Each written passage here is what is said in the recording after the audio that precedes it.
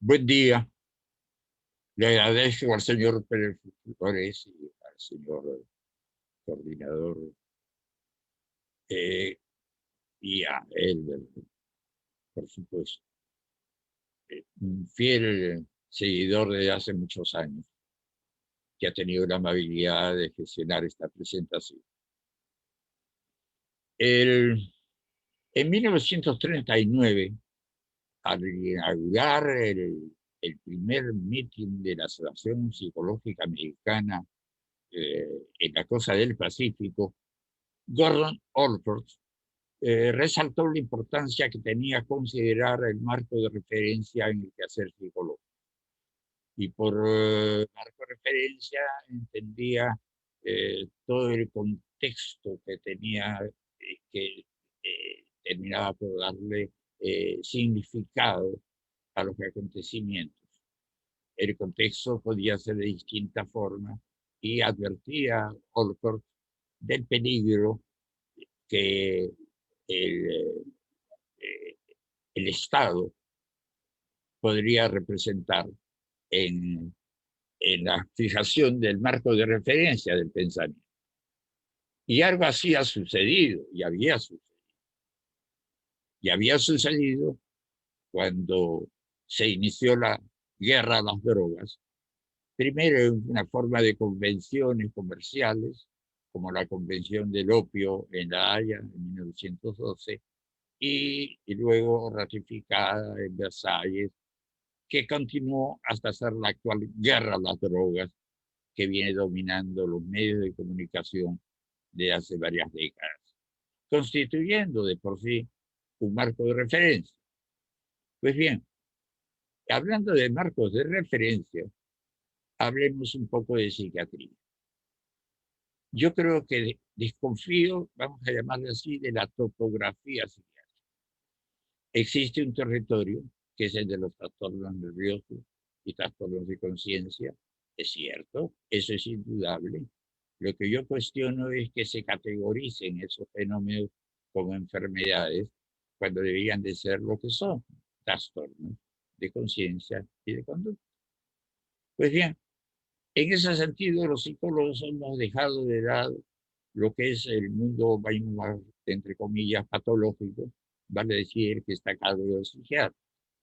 Y un poco son los psiquiatras los que tienen la autoridad para fijar los límites, incluso de nuestra sanidad mental, la verdad. Con motivo de la venta de un auto que tenía, tuve que conseguir un certificado de salud mental válido por 30 días, me dirigió mi amigo. Eh, y, y nada, esa fue la historia de cuando me enteré que el coqueo andino era considerado una toxicomanía, tal como figuraba en el Ministerio de Salud en 1970 y tanto, pues yo había tenido la experiencia de la coca en una visita a Sacsayhuamán, donde un profesor de Polonia, que había llegado hablando quechua, por supuesto, me invitó coca y tuve una experiencia extraordinaria que no olvidaba. Sin embargo, la coca seguía oficialmente condenada y lo que peor, sigue condenada todavía. ¿Por qué lo digo? Porque en 1977 publiqué un artículo, La coca en el mundo andino y los extirpadores de idolatría, que fue recogida por América Indígena en México en un número dedicado especialmente a la coca, a su revalorización, puesto que hasta entonces la coca había permanecido silenciada, puesto que pesaba sobre ella la condena emitida por la Organización Mundial de la Salud, que aún hoy mantiene la prohibición. Entonces, cuando me puse a revisar los fundamentos de la condena de la coca como la gran toxicomanía peruana, yendo más atrás, descubrí que eso arrancaba del creador de la Cátedra de Psiquiatría en el Perú, el doctor Herminio Valdizán, quien la creó en San Fernando, al regresar de Europa, desde donde ya había mandado un artículo que para mí es una prueba documental de cómo el tratado psiquiátrico de la coca se basó en la ignorancia, en la negación de todo lo que se sabía por la coca. Bastó que el doctor Valdizán tuviera en el manual de psiquiatría de Emil Krepel que el coqueo andino era designado como intoxicación crónica para que el doctor Valdizán mandara de inmediato un artículo a Lima titulado El cocainismo y la raza indígena, que está publicado, fue publicado en el boletín médico, la crónica médica. Iba a exhibir la fotocopia para que se vieran la bibliografía que tiene. Y en la bibliografía que tiene, menciona a un anime, pero menciona como un estudio agronómico que tuvo como título El cultivo de la coca, ignorando voluntaria o involuntariamente el título verdadero, que es,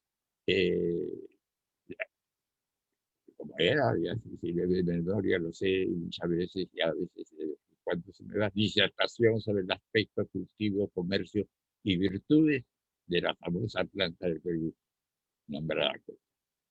La olvidó. Eso no lo leí, no lo leí. No la leyó ni tuvo en consideración otra información médica que ya le precedía, como la que hubo el doctor Ulloa, Casimiro Ulloa, con Luz Ríos, presentaba al gobierno del general Cáceres de esa época, dando motivo a que el Perú debiera de pensar en la coca como gran recurso económico del país. Bueno, esos eran los antecedentes médicos que ignoró el señor Valdés.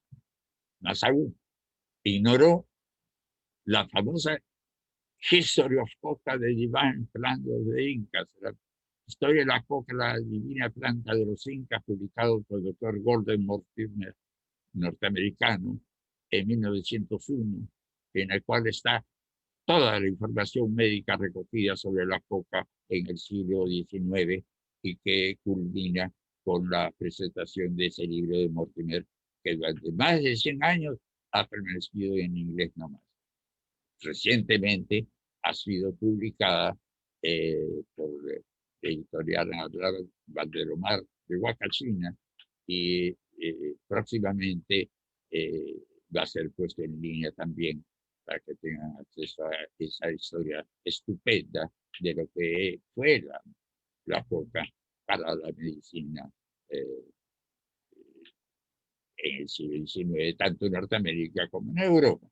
Ahora bien, toda esta información médica simplemente fue ignorada porque no había otra manera de fundar la teoría patologizante del coqueo andino como una intoxicación crónica que luego pasó a ser una toxicomanía y luego se convirtió en farmacodependencia y de ahí que existen hasta posgrados en farmacodependencia, lo cual ahora solamente me parece que es influencia de USAID en nuestro país, porque en realidad si analizamos lo que se entiende por farmacodependencia, debemos entender que se entenderá por tal todo aquello que ha sido condenado por la Organización Mundial de la Salud y por lo tanto está presente la legislación existente que prohíbe ese comercio internacional. ¿Respecto a qué? Amapola del opio, cáñamo de la India, marihuana, y la hoja de coca andina, a la cual han sumado recientemente el CAT de Yemen, también como uso intoxicante. Ya ven ustedes cómo en realidad el mundo está de cabeza. ¿Por qué? Porque ellos dicen que es intoxicante y desde hace ya tantos años como la defiendo, es que he venido teniendo hoja de coca en la boca sin echar de ella de la mañana a la noche, como comprobó que era la costumbre en el Perú de Pedro Ciesa de León a registrar su uso en la costa peruana.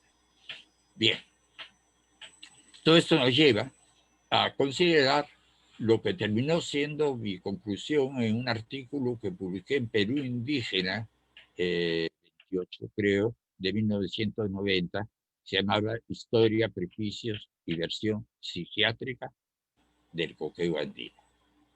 Y en esta versión psiquiátrica del coqueo andino concluía sosteniendo que al cambiar la perspectiva de la coca, desde la perspectiva psiquiátrica, patologizante, a una versión médica, era simplemente volver a un paradigma anterior y dejar de lado el paradigma psiquiátrico. Y al dejar de lado el paradigma psiquiátrico, que es lo que viene sucediendo igualmente respecto a la marihuana, al menos en los Estados Unidos, donde en los Estados Unidos el uso de la marihuana ha sido espontáneamente tan masivo que se han encontrado todos los beneficios médicos después de haberse producido la desobediencia civil que representaba el fumar marihuana. Cuando me enteré del prejuicio psiquiátrico respecto a la coca, de vez, al mismo tiempo, y de taquito, para llamarle así, me enteré del desprestigio psiquiátrico de la marihuana, planta igualmente venerada en las respectivas culturas y que evidentemente ha sido estigmatizada y quizá mal utilizada en el sentido de se ha usado simplemente como una sustancia recreativa, cuando en realidad en el fondo lo que es un tranquilizante y euforizante, lo cual es distinto. Y tranquilidad y euforia bien nos viene bien, tanto en la salud como en la enfermedad. Y yo di prueba de ello cuando mi neumólogo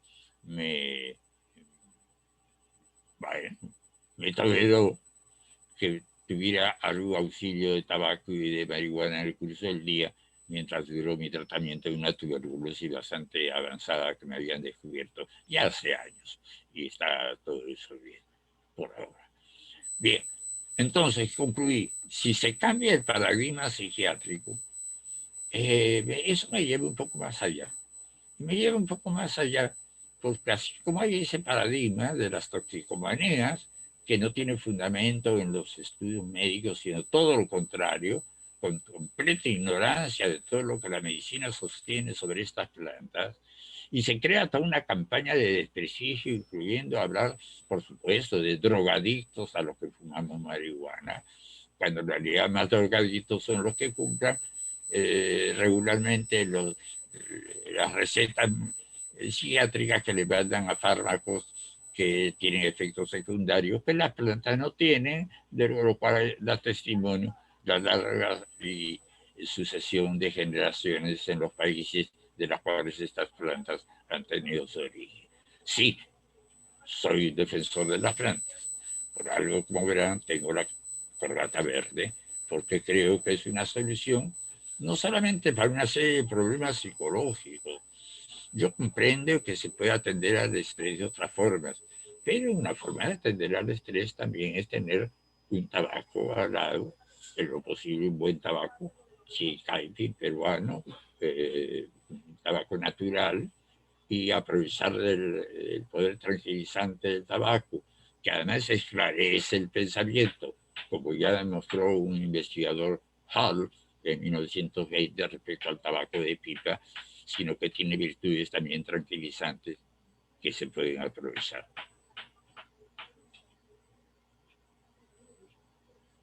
Bien, no sé, y me gustaría confirmar si se me estoy yendo. Sí se le escucha, doctor. ¿Perdón? Sí se le escucha, doctor. Ah, vale. Sí, ya. Al concluir con el artículo de Perú Indígena proponiendo lo que es una revolución científica, no era porque yo la propusiera, sino simplemente porque el cambio de perspectiva ya es una revolución científica. Que no se haya oficializado, eso ya es distinto. ¿Por qué? Porque ustedes saben que todo el tema de las drogas, que es transversal en nuestro país, vale decir que tiene que ver con turismo, que tiene que ver con, por supuesto, con salud, que tiene que ver con trabajo, que tiene que ver con agricultura, que tiene que ver con medio ambiente, que tiene que ver con, vamos, atraviesa la importancia del tema a todos los sectores. El silencio es responsable de que no se haga un debate. Recientemente he recibido una invitación a participar en un foro de senadores de Colombia respecto a la política de drogas y la búsqueda de la paz o algo así. ¿Qué mejor búsqueda de la paz que reclamar, asumiendo la documentación existente, porque por favor, no son palabras las que yo digo? Existe el informe de la Comisión de Estudio de las Naciones Unidas de 1950. Ahí está la bibliografía que recibieron los miembros de la comisión, y en esa bibliografía que recibieron los miembros de la comisión no figuraba el pueblo ciudadano, para nada. Y si bien no habían tenido, tampoco por supuesto figuraba Casimiro Ulloa, no, pero habían puesto una bibliografía exclusivamente psiquiátrica en base a artículos de Valdizán a Gutiérrez Noriega, y con los cuales eran exaltados. Y respecto al libro de Mortimer, que no podían a ellos haberlo negado su existencia, el autor de la bibliografía anotada, el doctor Wolf, argentino, decía: es un libro lleno de generalidades y por lo tanto puede pasarse por alto. Y efectivamente lo pasaron por alto, porque bastaría la bibliografía del libro de Mortimer para darse cuenta todo el respaldo médico que había tenido la hoja de coca en Francia, especialmente, donde se dio la aparición del famoso vin Mariani a la coca del Perú, un vino de coca con un Burdeos, según creo recordar, y que fue famosísimo a final del siglo XIX, de tal manera que dejaron constancia de su admiración por este vino grandes figuras como Anatole France, el Papa León XIII, si no me equivoco, en fin, notabilidades de la época, Henri Rodin, una serie de personalidades de la época que dio testimonio de los beneficios de ese famoso vino. Qué bien podría resurgir eso tanto acá en el Perú como especialmente en el Perú con los buenos viñedos que tenemos, la verdad, otro desarrollo posible de la coca, que sería ese. Bien, y después apareció, por supuesto, la famosa Coca-Cola, ¿no? La gente tiene el engrama Coca-Cola, pero no separa. Entonces es coca y es cola.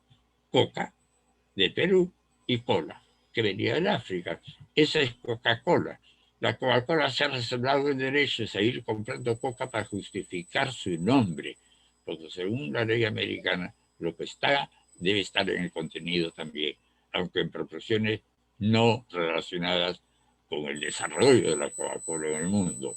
Pero aún recientemente ha venido comprando.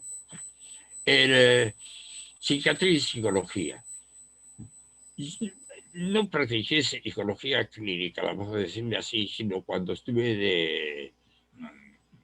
de auxiliar, vamos, del doctor Luis Aquiles Guerra, el único psiquiatra con el cual me he entendido, porque el doctor Luis Aquiles Guerra era de Huancayo y tenía un poco aquello andino de cómo será, pues, don Baldomero, me decía, y siempre tenía ese límite escéptico que fue con él que descubrí la hoja de coca en el panóptico, donde estaba el Sheraton en Lima, cuando le vi que un prisionero en la mañana temprano estaba usando su hoja de coca y decía que eso le daba ánimo para limpiar su celda, en fin, le daba ánimo. Y es que efectivamente, la hoja de coca es resiliencia de por sí, es tranquilidad y empuje para la acción. Lo ideal para salir de un shock traumático. Como uno a veces dice las verdades y la gente se ríe, eso no quita que uno lo pueda repetirla. Siempre he dicho que Defensa Civil debería de tener reservas de hoja de coca para poner al alcance de situaciones catástrofe o lo que fuera. Se puede dejar caer un helicóptero, no hay problema, y sin embargo es tranquilidad, empuje, aliento, energía para salir adelante. Eso es lo que la hoja de coca representa. Por eso la llevo continua en la boca. Por eso, si quieren ustedes, soy tan terco, soy tan testarudo en insistir en la importancia de este tema. No solamente para el Perú, por supuesto, para Bolivia y por supuesto para Colombia. Entonces, si nosotros pensáramos en la coca como un producto con amplísimas posibilidades agroindustriales, tendríamos un plan de desarrollo distinto al que en este momento se mantiene, que es de la lucha aquí y allá respecto a los cocales. En Colombia fue la fumigación, que a Dios que no vuelva a ser, y acá felizmente han sido prohibidas el año 95 por el propio Fujimori. Debo reconocer también las cosas positivas, aunque ahí quedó. ¿Qué se podrían hacer? Por un lado, los psicólogos creo que deberíamos entender que no hay mejor precepto que aquel que mi padre, fundador de la Escuela Nacional de Educación Física, que lleva su nombre, Carlos Cáceres Álvarez, la idea que bien conoces, mens sana in corpore sano. Vale decir que la salud o el equilibrio psiconervioso también depende mucho de nuestra actividad. Creo que una de las cosas que deberían de aprenderse en la escuela desde los primeros años, desde la infancia, es a tener un ejercicio físico que le vaya disciplinando, le vaya desarrollando y le vaya dando el sentido del propio cuerpo, mejorando su esquema corporal. Creo que es una parte fundamental de la educación, que el niño pueda desarrollarse físicamente, y eso se logra de muy diversas maneras. Hay artes marciales que lo propician, se baila, el baile también, y debería ser una educación para la euforia, una educación para el castigo y el encierro. Y a propósito del cierre, y para hacer mención de una manera u otra a la actualidad, también lo del virus ha muerto un marco de referencia para todo el mundo. ¿Por qué? Por los medios de comunicación. Y entonces tenemos que hay una epidemia, vamos a decir, de pánico en el mundo, porque yo le llamo pánico ahí donde se llegan a hacer cosas que no son racionales, que no son proporcionadas y que causan un daño mayor. Por ejemplo, salgo por mi barrio a caminar. Sí, yo voy de compra todos los días, tal como siempre hacía. O sea, para mí la vida no ha quedado mayormente restringida. Sin embargo, cuando llego a Bea, tengo que desinfectarme los pies. ¿Por qué? ¿Qué racionalidad hay entre desinfectarse los pies con el virus? No es que hay una serie de microbios que andan por los suelos de las calles. Bueno, seguramente también hablan por los suelos en las propias casas, pero eso no quiere decir que uno tenga que estar desinfectando a cada rato. Igual que con el alcohol. Uno entra, alcohol. Uno se acerca a no sé qué, le dan alcohol. Yo me alegro por lo que fabrican el alcohol y por lo que están a cargo de provisional de lejía a todas las desinfecciones, incluso en las casas, ¿no? Se llega a desinfectar. Y ese es el asunto que es fundamental, que me parece que hoy día el pánico fue declarado al declararse de emergencia. Porque al declararse de emergencia se oficializó el miedo. Y oficializar el miedo y ser gobierno en base al miedo no es, me parece, buen gobierno. Confío en que el actual presidente varíe en algo de su estrategia, confíe más en la población, lea a la población más libertad responsable. Se ha dicho que la estadía protege. Bueno, me gustaría saber, y eso a nivel mundial, qué seguridad ofrece las estadías. Porque en pueblos totalmente enmascarados se ha seguido propagando, como en el caso del Perú. Protegen todas las, otros protegen. Eso por un lado, ¿de verdad? Y a la vez, bueno, los consejos para los síntomas, cómo tratarlos, una política que cambie la prohibición por el consejo, y que le dé a los ciudadanos la libertad en la cual solamente se puede madurar. Si no, nos convertimos en dependientes. Estamos pensando, muchos creo que echan de menos las apariciones rituales del presidente con su alarma, pero yo personalmente considero que su ausencia de pantalla ha bajado un poco la ansiedad también. Regresa y cierra. Ya cierra. Bien. Tiempo. Entonces, quedamos aquí. Lo que les propongo a los psicólogos que asuman ustedes la responsabilidad de los problemas psiconerviosos, hasta deberían de poner una clínica con un tratamiento totalmente distinto al que se lleva habitualmente en las clínicas psiquiátricas, y siempre, por supuesto, sin recurrir a la fuerza, que es el único gran recurso que tiene en sus manos, denunció Antonin Artaud, un artista francés. Dice que habló. Tienes más tiempo. Más. Sí. Puedes seguir. Ya, acá queda. No, puedes seguir. Ah, pues. Ya, Sí. acá tengo un asesor que me dice que puedo seguir hasta que me lo avisen posiblemente cuando falten 5 minutos. Contarle que lo escuche. Retoma. Bien. Entonces, volviendo a lo anterior, que en México, Colombia, Perú, Bolivia, los psicólogos que puedan estar escuchando se preocupen del tema y resalten la trascendencia del tema.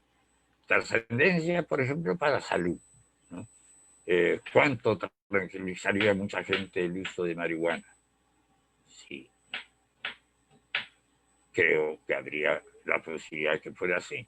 ¿Cuánta gente se beneficia ya, felizmente, porque ha cambiado la imagen ante el público limeño y la clase media también está consumiendo, aunque sea en forma de harina de coca, pero está subiendo coca. Y como la coca trae consigo su espíritu, yo creo que es una de las ventajas que tenemos en el país para recobrar el ánimo y volver a tener el brío que llevó a construir ese Perú incaico que todos admiramos aún hoy día. Y rehacer canales, rehacer terraplenes, terrazas, toda una labor que demanda hoja de coca, mucha energía, que les recomiendo a todos. Y a buscar la bibliografía respectiva. Me pueden encontrar en Google Académico, encontrarán un previo trabajo sobre psiquiatría y previsión de las drogas, encontrarán mi artículo Perú indígena, vale decir que hay tengo respaldo bibliográfico a lo que vengo haciendo y espero que sea para ustedes suficientemente informativo como para entregarles el tema y comprobar. Yo siempre le enseñé a mi nieta desde chica que desconfiara de lo que yo decía, que fuera escéptica y volviera a preguntar hasta aclarar. Lo mismo me gustaría que fuera el caso, pero claro, este sistema no lo permite. Y, sin embargo, si quieren ustedes también algo de lo que les interese, pueden curiosear mi existencia en los últimos años a través del Facebook que he mantenido y que he logrado finalmente quedarme guacho. ¿Por qué? Porque creo que me he vuelto antipático en varias etapas. Un momento por oponerme al presidente Vizcarra, en un largo momento, y al final me he quedado sin un solo like.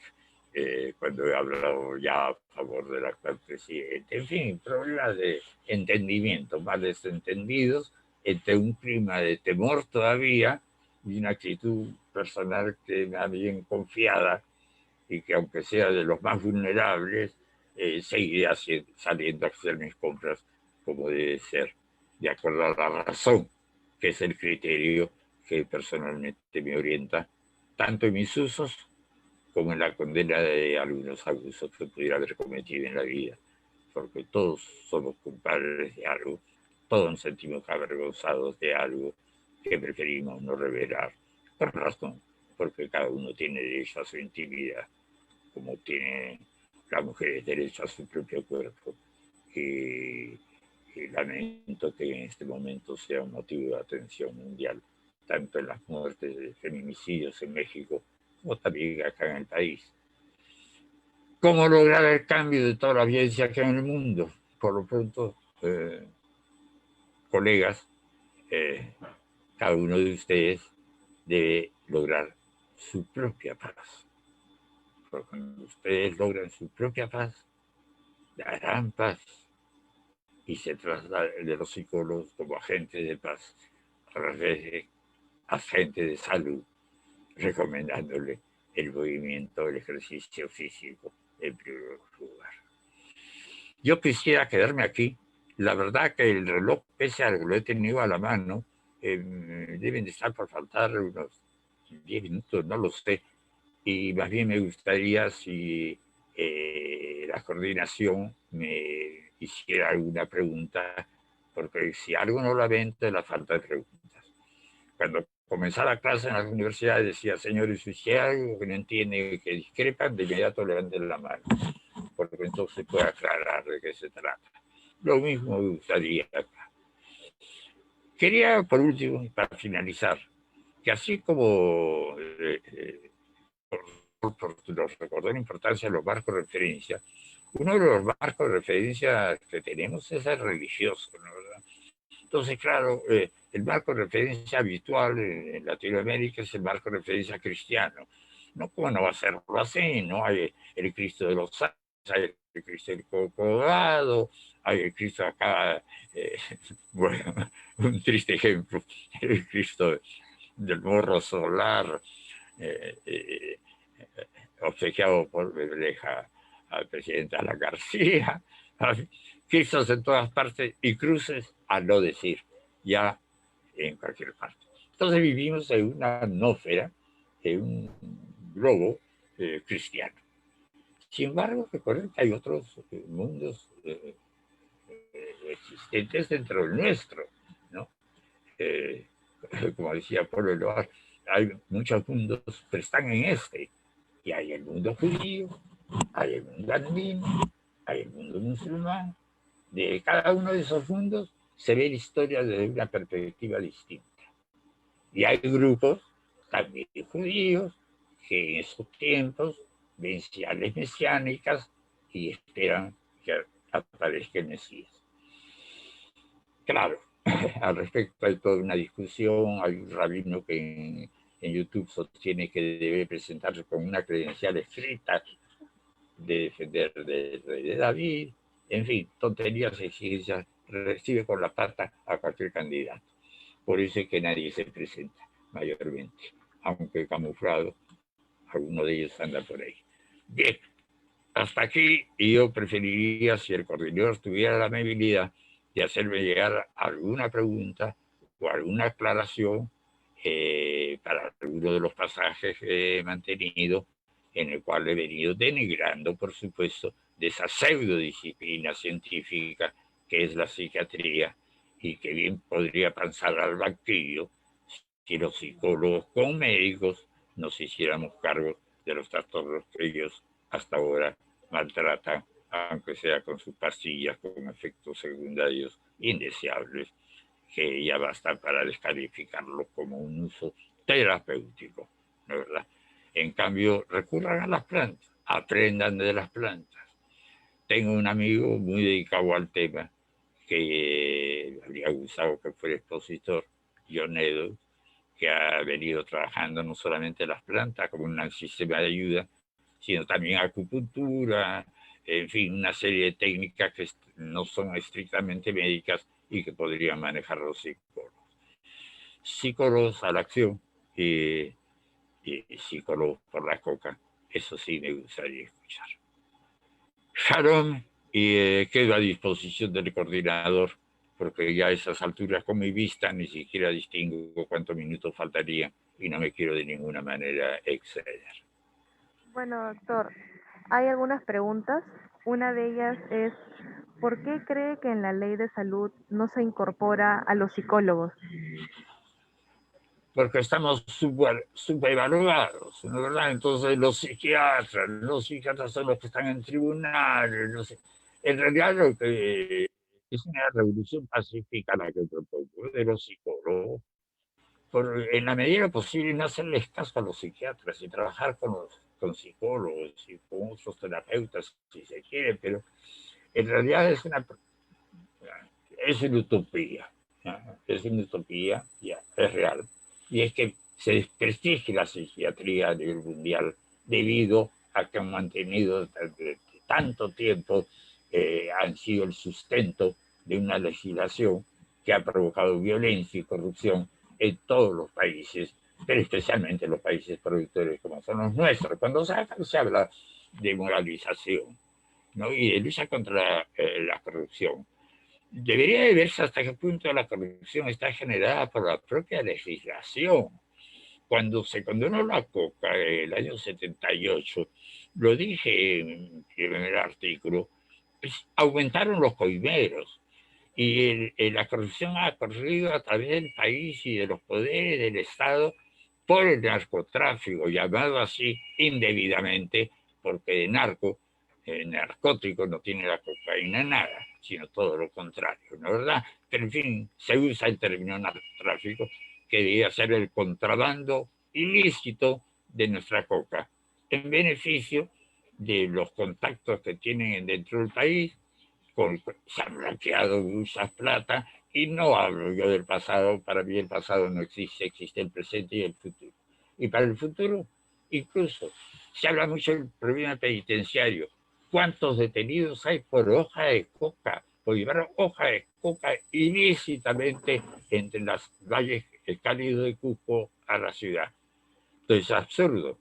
Sin embargo, como es un tema trascendente, nadie le da importancia, lo que es un quehacer de los políticos, darle importancia a lo intrascendente y dejar de lado lo principal. Si hay otra pregunta o aclaración, encantado. Sí, otra pregunta es, ¿cuál es su opinión sobre la comercialización del aceite cannabis? ¿De? Del aceite cannabis. Pues, mire, el aceite de cannabis, yo tengo ahí un frasquito de aceite de cannabis muy especial, venido de Colombia, como recurso, pero no lo uso, ¿no? Yo uso marihuana. Pero me parece estupendo lo del aceite. Pero vean el caso, mientras la coca no, la quitaron del Código Penal en la noche, porque estaba incluido, se puso en el Código Penal a la amapola del opio y al cáñamo. La presencia del Código Penal hace que toda la producción de marihuana sea prácticamente ilegal, informal, y sin embargo se ha declarado que el aceite medicinal. Y entonces, ¿cómo? Si el aceite medicinal, la lógica es pensar, viene de una planta medicinal. Y si la planta medicinal, como pensar en el Código Penal, por culpa de la psiquiatría y todo lo que ha atendido a su prédica respecto a las dependencias o adicciones. Bien, el problema es, este aceite que había ofrecido el MINSA proporcionar a las madres, ¿se le ha seguido proporcionando? Me temo que no, me temo que no. MINSA estaba pensando en el virus y en el oxígeno, ya, pero no se ha pensado, ya, y ha quedado desatendida. Esas madres, ¿cómo se aprovisionan ahora? Los locos que tuvieran sus propias plantas y pudieran fabricar su propio aceite, o que el aceite fuera legalizado totalmente y apareciera en las farmacias y auspiciara una producción. Para eso tendrían que auspiciar también la producción de marihuana. Y para auspiciar la producción de marihuana tienen que quitarla del Código Penal. Algo muy simple, pero ningún congresista la ha presentado como iniciativa. Así es la historia, lamentablemente. Pero por supuesto que el aceite de marihuana debe estar a la disposición de la gente libremente. Incluso las farmacias deberían de tener interés en tener su propio aceite de marihuana, tal como se hacían antiguamente los cigarrillos del doctor Ducrot, que vinieron a Lima en 1880 y que la prensa limeña lo recogió y la elogió, la marihuana y la coca. Dos plantas. Un famoso fisiólogo italiano, Paolo Mantegazza, le llamó alimentos del sistema nervioso. Alimentos nerviosos. Al té, al café, al tabaco, a la coca. Son alimentos, porque proporcionan lo que nuestro sistema nervioso demanda. Por eso es que es fácil no habituarse a su uso. porque es un apetito natural que uno recoge y mantiene. ¿Una tercera? Sí, la última pregunta la hace Edwin Sáenz. Que repitas la pregunta. Tú. ¿Perdón? No, ¿Me podría la última pregunta es, ¿sería recomendable la marihuana para el tratamiento de la depresión? Mire, al respecto yo le diría de primera instancia, ante todo coca. Primero coca. ¿Por qué? Porque justamente la coca es un antidepresivo. Y sin embargo, un antidepresivo moderado, vamos a llamarlo así. Pero ahora, si fuera la depresión como producto de un shock que hubiera tenido la persona, en todos los casos, con marihuana, por supuesto, se supera el shock postraumático, digamos, es decir. ¿Por qué? Porque la marihuana tiene la virtud de ponernos en el aquí y en el ahora, ¿no? Nos da la plenitud del instante, ¿no? Por eso es tan deleitosa para escuchar música, ¿no? Y entonces esta virtud que tiene la marihuana, cuando la persona está muy deprimida, mire, pudiera ser que el euperizante sirviera. Y simplemente en eso le recomiendo, como en todo, experimentar, ¿no? A los psicólogos que me escuchan, si no han fumado hasta ahora marihuana, hombre, vamos, ya es hora de comenzar, por supuesto, alimenten su sistema nervioso. Y los que no han probado hoja de coca, por supuesto, anímense a probar hoja de coca, porque transformándose ustedes van a transformar el mundo. ¿Ya?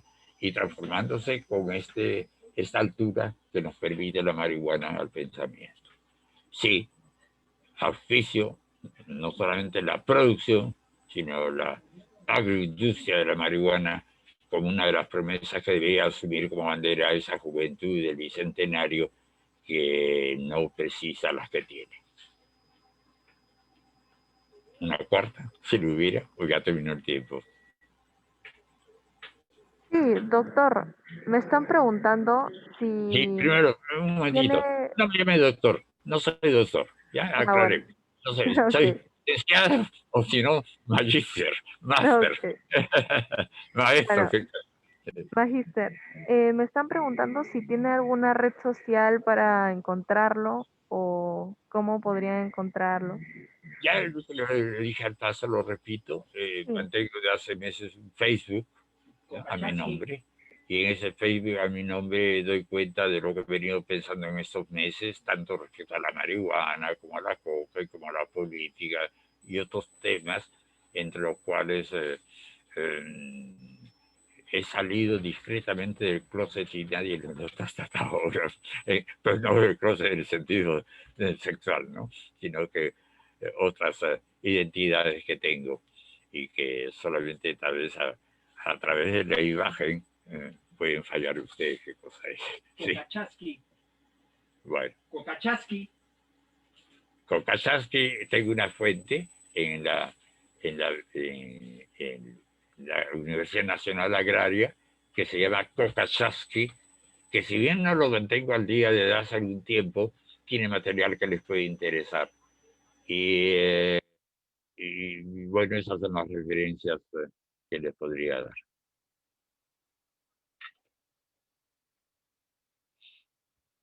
bueno, y finalmente, si quisiera darle un consejo a los nuevos psicólogos sobre el uso de la hoja de coca. Úsenla, ustedes personalmente, en una u otra forma, en techado, aculicado, saxado, como en mi caso. Pero yo lo hago razones muy específicas, vivo en casa. Si saliera a casa me cuidaría, porque según parece, para muchas personas les apesta la coca. Creo que es el fondo del prejuicio también. Y porque no parece un aroma cuando yo entro a un almacén de la Empresa Nacional de la Coca, es una maravilla, ¿no? Usen coca, ¿no? Ese es el consejo. Y utilicen la coca en las terapias, en todas, porque también es tranquilizante. La coca no solamente es estimulante, sino es tranquilizante. Por eso digo, es el ideal. Tranquiliza y pone en acción. Y creo que eso es lo que necesitamos, más en estas épocas en que la gente vive demasiado aterrorizada debido a la propaganda, con un contagio que en la mayoría de los casos es inofensivo.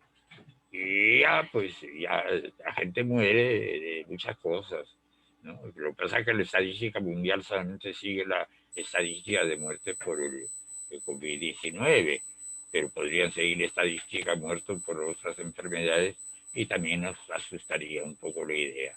Y no se trata de que vivamos asustados, ¿no? ¿Verdad? Se trata de vivir confiados. Al final del el libro de la memoria de Gordon Allport, pasé a leer al Swami Akhilananda, ¿no? ¿Verdad? Sobre la importancia que tiene ver la psicología desde otra cultura. Y el Swami Akhilananda apreciaba que nuestra cultura era hedonista y que bien le haría el acercamiento a lo religioso a todos los psicólogos. Y esa sería otra recomendación. Usen coca y aproximen al fenómeno de lo religioso en la conciencia y la trascendencia de la experiencia del uno, de la cual dan constancia todos los místicos. Es otra recomendación. Interésense en su propia conciencia y gracias a la coca y a la marihuana van a descubrir planos de conciencia. Recuerden que William James decía que no existe una conciencia, sino existen multitud de conciencias separadas por membranas que pueden transmitirse de un lado a otro y cambiamos de conciencia cada día y vienen recuerdos distintos. En fin, les toca a ustedes experimentar con su propia conciencia también.